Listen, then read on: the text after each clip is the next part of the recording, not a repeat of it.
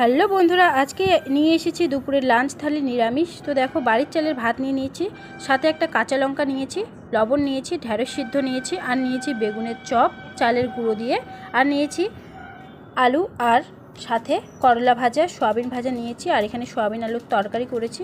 দেখো, রান্নাগুলো ভীষণ ভালো হয়েছে। আর লাস্টে নিয়ে নিলাম ওখানে চাটনি। তো এখনও খাওয়া শুরু করিনি, আমি পাতে নিয়ে নিয়েছি সবগুলোই। আর তোমরা বলো, ঢ্যাঁড়স সেদ্ধ কার কার ভালো লাগে? আমার কিন্তু ভীষণ ভালো লাগে। তো আমি ঢ্যাঁড়সটাকে ভাতের সাথে চটকে চটকে মেখে আমি খেয়ে নেব, তার সাথে ভাজাও নেব,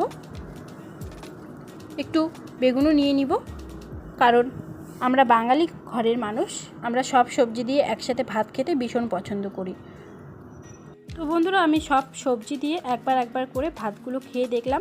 নিরামিষের মধ্যে ভীষণ ভালো হয়েছে বন্ধুরা, আমি তৃপ্তি করে খেলাম। তো আমার এই ভিডিওটা লাঞ্চ থালির কেমন